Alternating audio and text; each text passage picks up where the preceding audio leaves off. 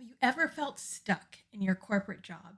You're overworked, undervalued, and underwhelmed by the lack of purpose. But here's the good thing.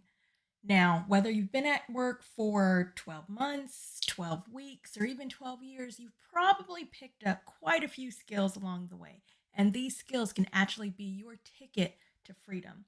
So when you think about it, again, we've learned all these skills, we've had all these amazing opportunities to pick up nuggets along the way. How do you take those nuggets and turn them into something else? So, hi everybody. For those who don't know, I'm Shanice Upshur, the corporate escapee, and today we're going to talk about how do you turn these corporate skills into a profitable business. So, the first thing that you need to do is evaluate your skills. What is it that you actually have in your arsenal? Again, 12 days, 12 weeks, 12 months, 12 years, we all have something that we've managed to put in our arsenal along the way. And the first thing that we have to do is figure out what exactly that is. So there's a couple of things that you can do to think about your skills and determine what are the things that are the most valuable to you. So for some people, they look at it from the perspective of what are the things that you're good at? What are the things that your peers, your boss, other people in your division come to you and say, hey, can you help me with this? Hey, can you show me how to do this? Can you lead this particular program? What is it that you find people coming to you and asking for your support, your expertise on again and again and again, whether it's part of your job title or not? I remember when I first started in my leadership role, there was this guy on the team who was fantastic at Excel. He understood everything Excel. He could create any type of formula, create any type of data point that you wanted, and all of us came to him for that particular skill set. And now he does a ton of stuff with data strategy and data analysis, but it all came from really honing that particular skill that he had developed over time. So, what are those skills that people come to you? Where are those areas that you're asked for your expertise again and again and again? Another thing that people like to do is they sit and say, okay, what are some of my responsibilities in my role? So whether that's your top three, I like to kind of do like the top five. What are my top five responsibilities? Write them down. And then next to each of those responsibilities, what are the skills that you need to have to make you good at it?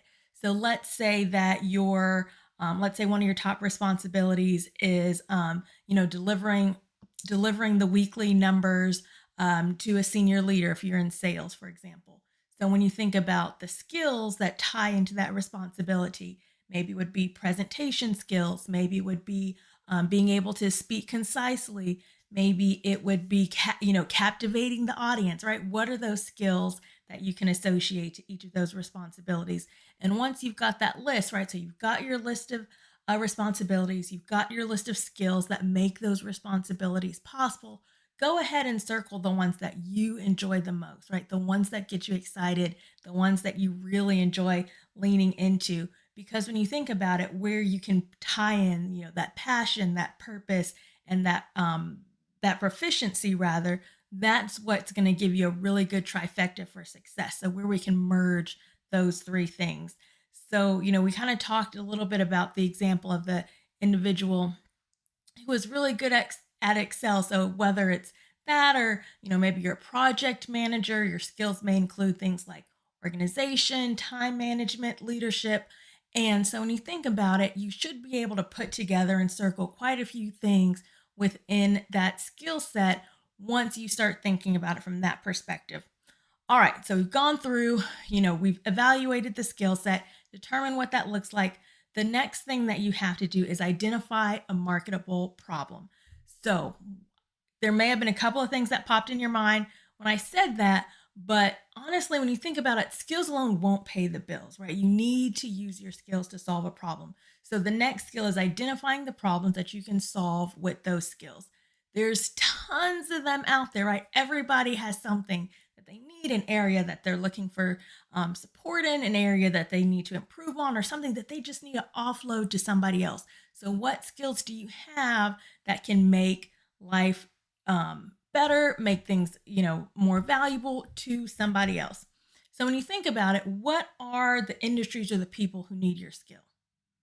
So hopefully a couple things just ran through your mind when I asked that question. So go ahead, take a pen and paper, jot it down, look at those skills that you circled when we were in step 1 and say what people, what type of person, what industries would this skill set be an advantage for? And then after you do that, ask yourself, what challenges do they face that I can help with? So when you think about that, focus on problems that are urgent, important, and profitable, right? So that, again, another really good trifecta that you want to be having in the top of your mind when you're considering this, right? You want to make sure it's something that somebody needs to get done and take care of right away. Not a problem that may appear, 20 years, 20 years from now, 20 butts from now, right? What's something that's urgent? Is it going to be something important? And is there an opportunity or for a way for you to make profit in that? So, really great example here. Let's say you're great at time management. You could maybe help, small business owners create workflows that save them hours of time. If you're really good at communication, you could teach people how to create these like really compelling presentations or improve their public speaking skills, right? So again, you've got this skill set and then you're looking and trying to see who would benefit from this skill set and how can you position it to them.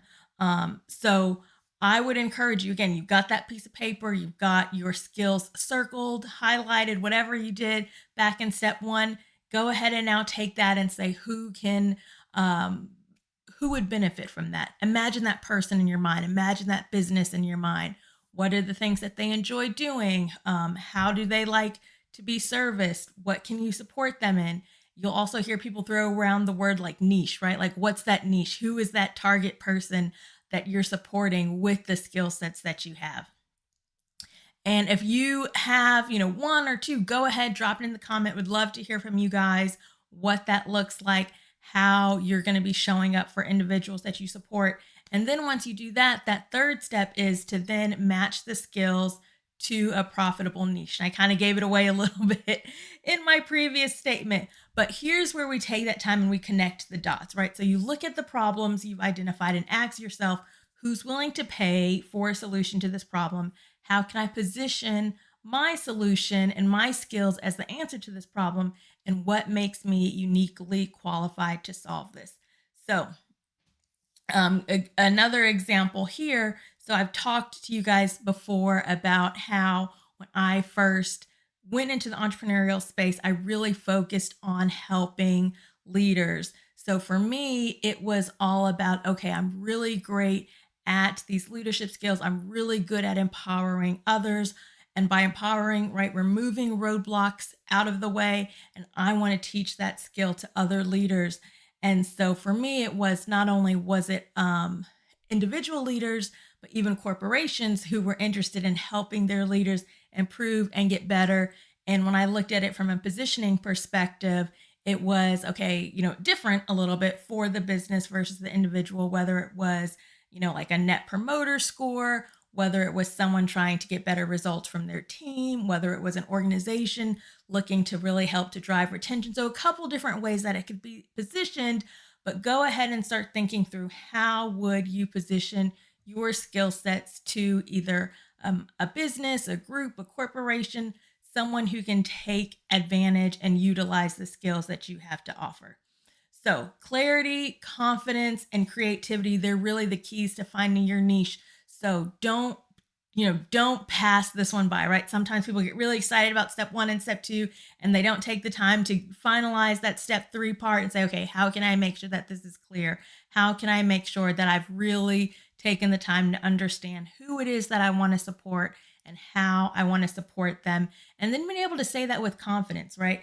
And so whether that is, sometimes that just comes with time, sometimes that comes with practice, sometimes that comes with the support of, mentors or people who allow you to practice, saying that and getting it out there. Go ahead and take the time to make sure that number 3 is really, really solid before you move on to the final step, which is step 4, and it's to get out there and test your idea. So once you've got that business idea, don't overthink it, test it, start small, get that feedback, stay flexible. And my biggest thing with this, and you guys have kind of heard me talk about this before, Don't wait until you nailed out every single piece of the puzzle, every single thing, and you've got it, 1000% perfect before you start talking about it and sharing the pieces and testing it and seeing what sticks.